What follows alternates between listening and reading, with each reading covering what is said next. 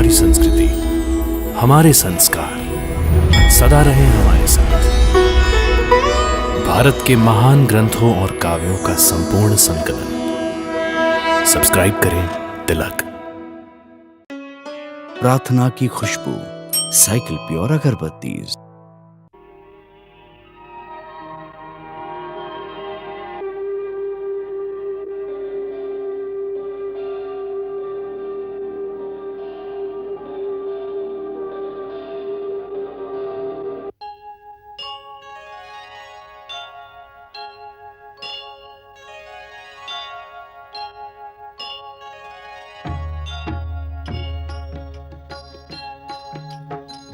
सीताराम चरित अति पावन, मधुर सरस अरु अति मन भावन।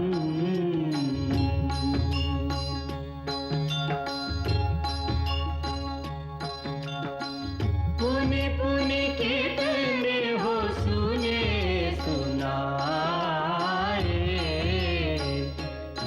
की प्यास बुझत न बुझाए।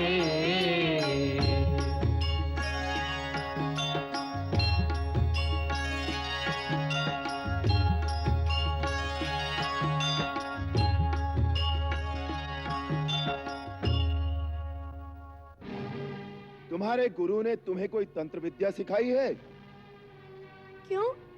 क्योंकि जो कार्य तुमने किया है वो अवश्य दंड देने योग्य है, परंतु तुम्हें देखकर हमारे मन में न तो दंड देने की इच्छा हो रही है और न तुमसे युद्ध करने की। मेरी अवस्था भी यही है। मैं तो यही सोच रहा हूँ कि आप किसी मोहिनी मंत्र का जाप कर रहे हैं। ये विधाता की विधि कैसी है कि दोनों ओर से धनुष उठाना कठिन हो गया है। महाराज राम, इस प्रकार यह मंत्र तंत्र का प्रयोग वीरों के लिए उचित नहीं है। यदि कर सकते हैं तो सच्चे क्षत्रिय की भांति हमें अस्त्र शस्त्र से पराजित करिए, भावना की मोहिनी डालकर नहीं। बालक, हम तुम्हारे सारे अपराध क्षमा कर देते हैं। ये यज्ञ का अश्व हमें लौटा दो, हम तुम्हें कोई दंड नहीं देंगे। युद्ध में हमें पराजित कीजिए और घोड़ा ले जाइए, और ये भी याद रखिए, घोड़ा लिए बिना चले गए तो समस्त विश्व में अपयश फैलेगा। बालक, हमें विवश मत करो। जब युद्ध भूमि में आ ही गए हैं महाराज, तो अब और कोई मार्ग नहीं बचा। एक ही मार्ग रह गया है, धनुष उठाइए।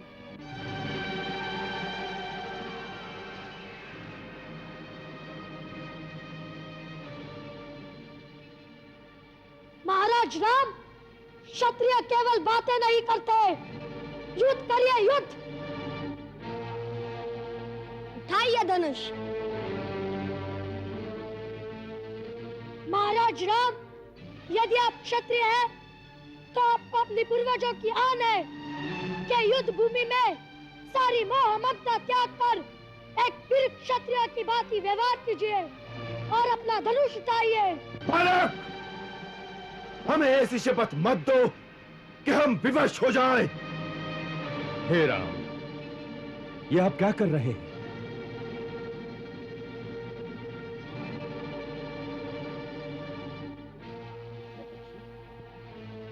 बालकों की बातों में आकर ये क्या अनर्थ कर रहे हैं आप?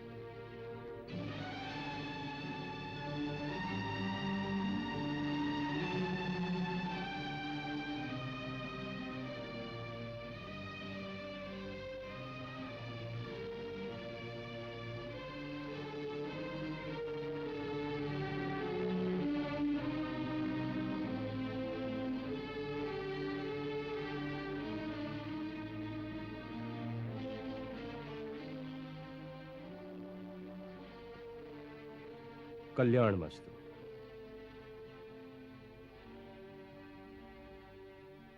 प्रभु, स्त्री, वृद्ध और बालक इन तीनों के जीवन की रक्षा का भार तो राजा पर ही होता है। अपराधी होने पर भी उन पर राजा का हाथ नहीं उठता। महर्षि, ये बालक बहुत हठी हैं।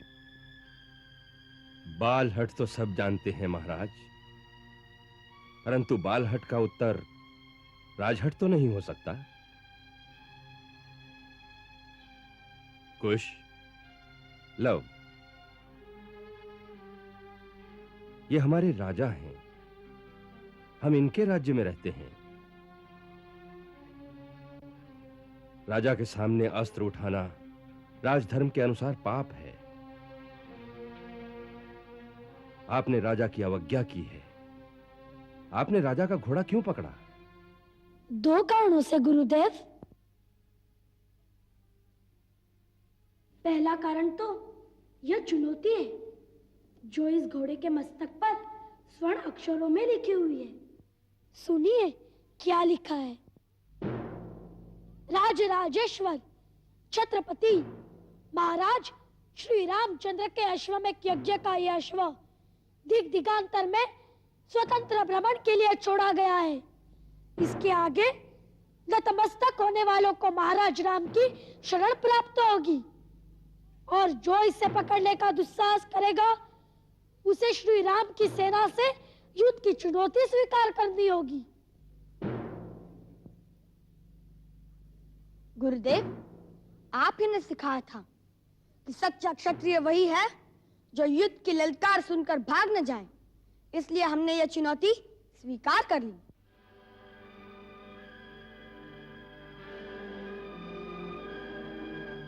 और दूसरा कारण? कुछ भैया को महाराज राम से कुछ प्रश्न पूछने थे, सो मैंने सोचा वैसे तो हमारी भेंट महाराज राम से हो नहीं सकती। यदि यह घोड़ा पकड़ ले तो उसे छुड़ाने के लिए महाराज राम स्वयं आएंगे और कुछ भैया उनसे प्रश्न भी पूछ लेंगे। पूछो, क्या प्रश्न पूछना चाहते हो? एक ही प्रश्न है महाराज कि हमारे गुरुदेव कहते हैं आप मर्यादा पुरुषोत्तम हैं, परंतु यह कहाँ की मर्यादा है कि उस पत्नी का जिसकी पवित्रता पर आपको स्वयं विश्वास है केवल कुछ लोगों की निंदा के कारण त्याग कर दिया जाए और उसे निस्सहाय अवस्था में वनवास के दुख भोगने पर विवश कर दिया जाए? यह कौन सा धर्म है? राजधर्म।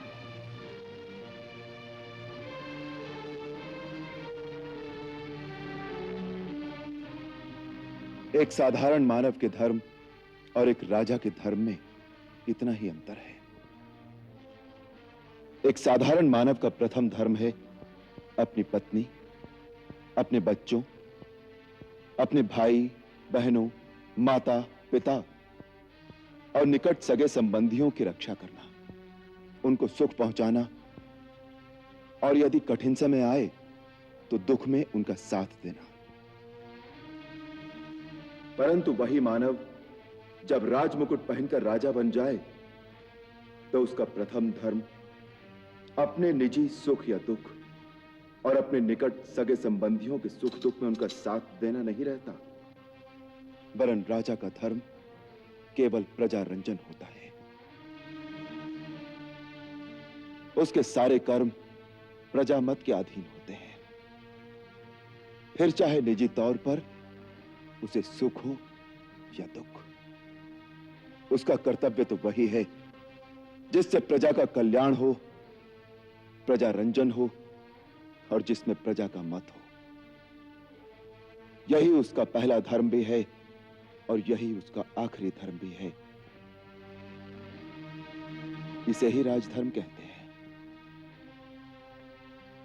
तो इसका अर्थ यह है कि यह अन्याय आपने नहीं, अयोध्या की प्रजा ने किया है।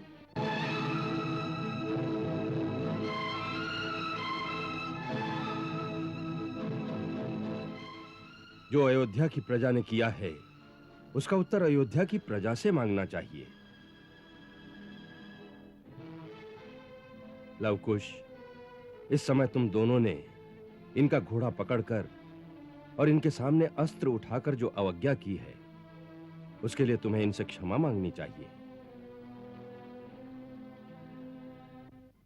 महाराज राम के विरुद्ध तुम्हारा अस्त्र उठाना ऐसे ही धर्म विरुद्ध है जैसे तुमने अपने पिता के ही सामने अस्त्र उठाए हो, क्योंकि राजा प्रजा के लिए पिता समान ही होता है। शास्त्र कहता है कि पिता ही सर्वभूतानां राजा भवति धर्मतः। इसलिए तुम्हें इनको पिता समान आदर देकर क्षमा मांगकर यज्ञ का घोड़ा लौटा देना चाहिए। जो आज्ञा गुरुदेव।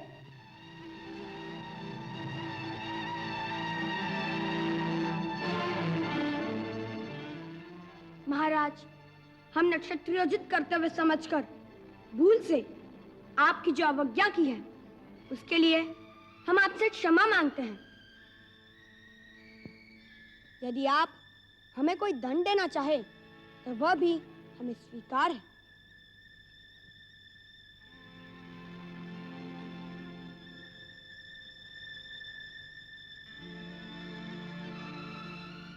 तुम दंड के अधिकारी नहीं हो बालक। तुम्हारे जैसे वीर, गुणी और ज्ञानी बालक जिस राजा के राज्य में हो, उसे उन पर गर्व करना चाहिए और पुरस्कार देना चाहिए।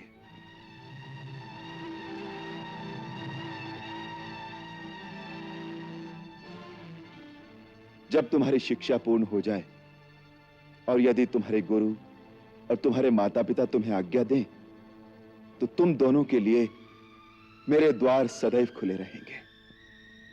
उचित समय आने पर ये दोनों आपकी इस उदारता का लाभ अवश्य उठाएंगे।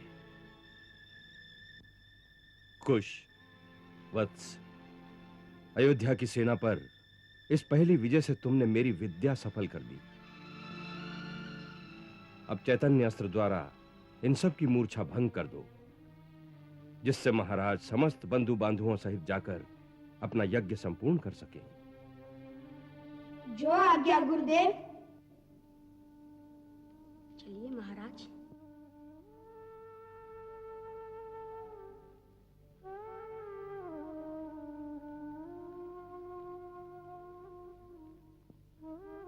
हे पवन पुत्र, जी महर्षि।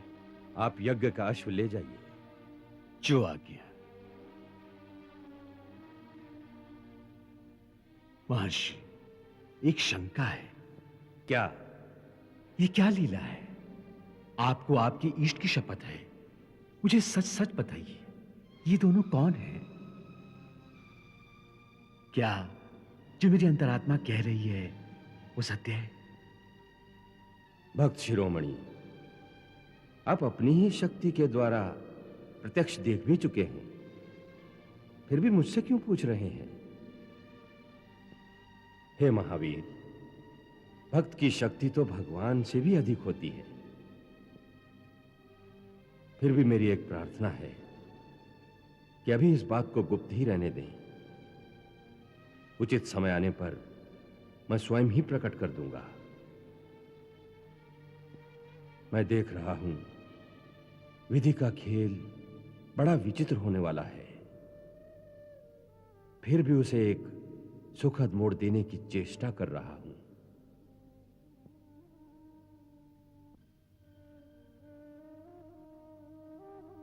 आपके भक्त सफल मनोरथ हों। पुत्री, पुत्री, सुना तूने? लव कुश ने अयोध्या की सारी सेना को पराजित कर दिया। क्या? अयोध्या की सारी सेना को पराजित कर दिया। अयोध्या की सेना को? केवल सेना को ही नहीं, वरन उनके सारे योद्धाओं को भी परास्त कर दिया।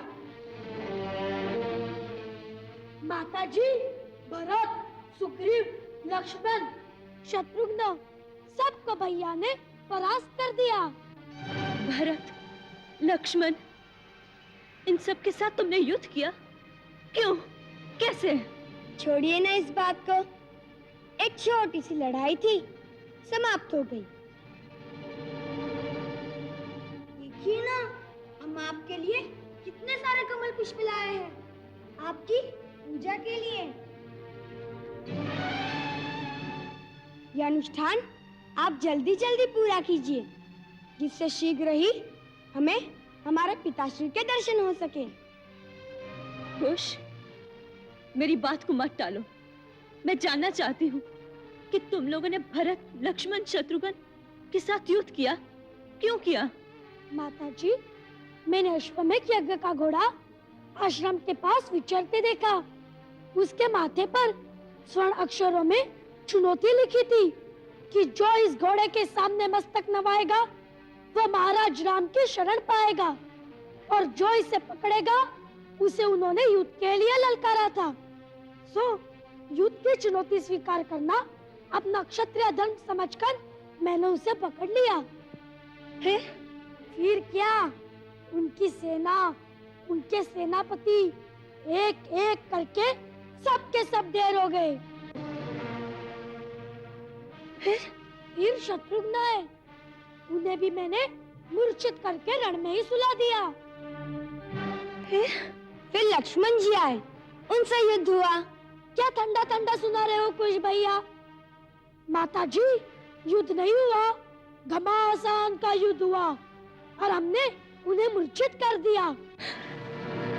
फिर भरत जी आए और उनके साथ महाराज सुग्रीव और महाबली हनुमान भी आए। फिर हनुमान जी बड़े वीर कहलाते हैं, परंतु भैया की वीरता देखकर वे ऐसे चकाचौंध हो गए और हमारे पास में ऐसे बन गए जैसे गाय का छोटा सा बछड़ा बन जाता है। नहीं।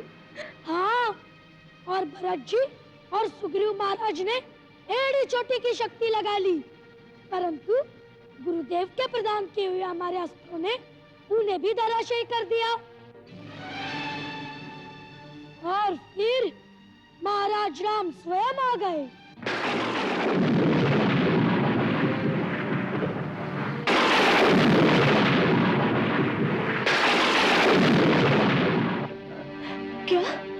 क्या महाराज राम स्वयं वहां आए थे और तुम लोगों ने उन पर धनुष उठा लिया? नहीं, हम तो धनुष उठाए तैयार थे, परंतु वे ही युद्ध से आनाकानी कर रहे थे। हमसे कहने लगे कि तुम दोनों को देखकर तुम पर बाण चलाने की इच्छा नहीं होती, तुम्हें प्यार करने की इच्छा होती है। परंतु मैंने उन्हें कहा, महाराज राम, केवल बातें न कीजिए, युद्ध करिए, युद्ध। परंतु जैसे युद्ध आरंभ होने लगा, गुरुदेव आ गए और फिर उन्होंने तो युद्ध होने ही नहीं दिया।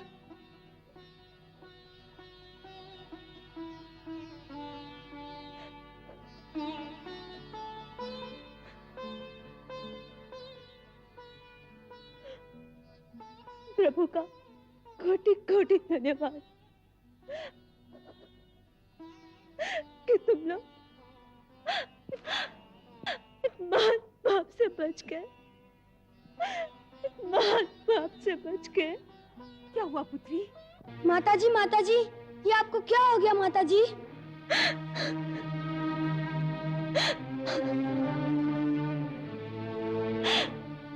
तुमने आज वो किया जो तुम्हें नहीं करना चाहिए था। इसका तो प्रायश्चित भी कठिन है।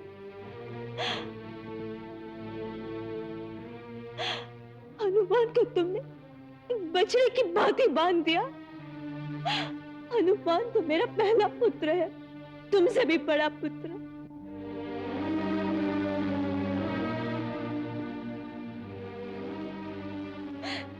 भरत, लक्ष्मण, शत्रुघ्न, ये भी मेरे पुत्र ही है। तुम उन पर प्रहार करोगे तो मेरी क्या दशा होगी?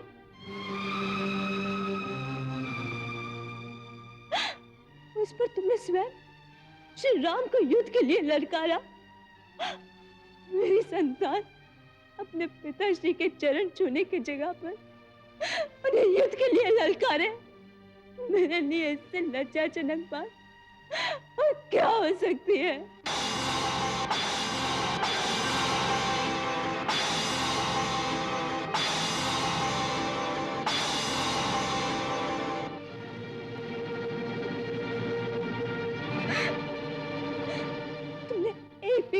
चढ़ा दिया होता तो उसके पश्चाताप में मेरे लिए अपने प्राण देने के अतिरिक्त और कोई मार्ग नहीं रह जाता, और कोई मार्ग नहीं रह जाता।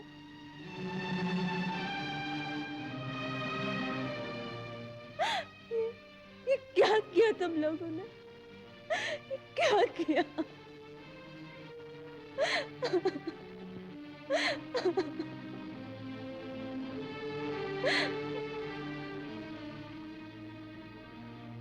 ये आप क्या कह रही हैं माताजी? महाराज राम हमारे पिताश्री हैं। हाँ पुत्र,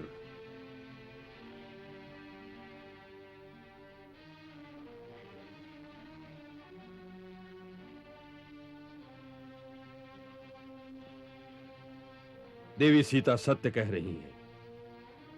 महाराज राम ही तुम्हारे पिता हैं।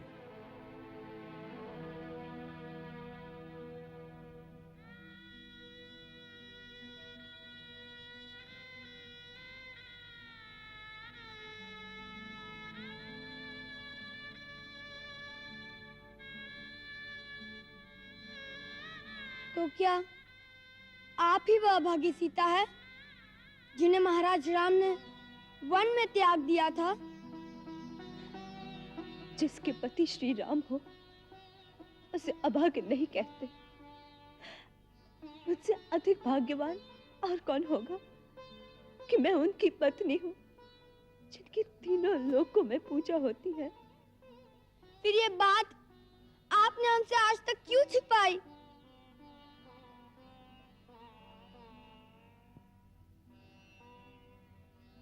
हर बात के प्रकट होने का उचित समय होता है।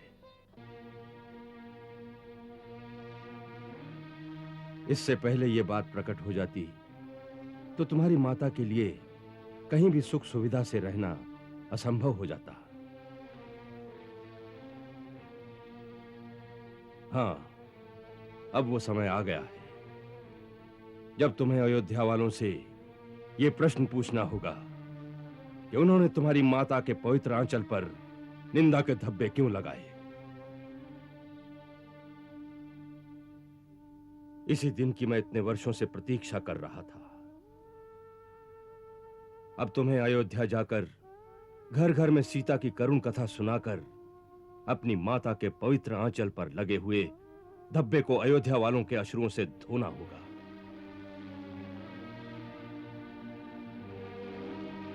उनके मन पर लगे हुए मैल को मिटाकर उनके हृदयों में महारानी सीता का सिंहासन फिर से स्थापित करना होगा।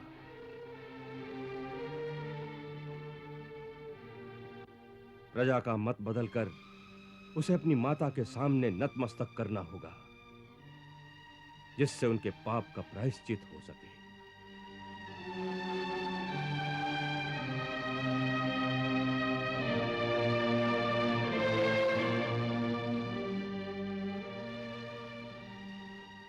वन वन डोले कुछ ना बोले, सीता जनक दुलारी।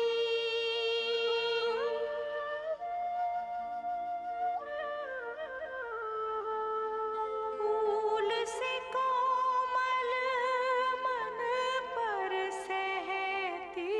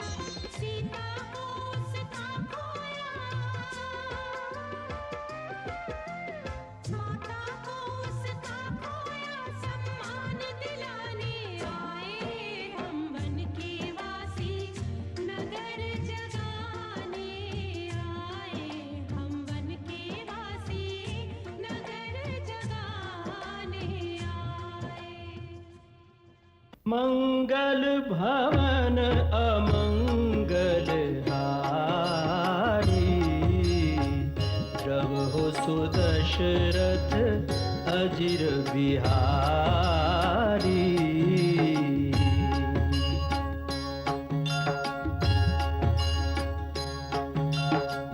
सीताराम चरित अति पावन, मधुर सरस अरु अति मन भावन।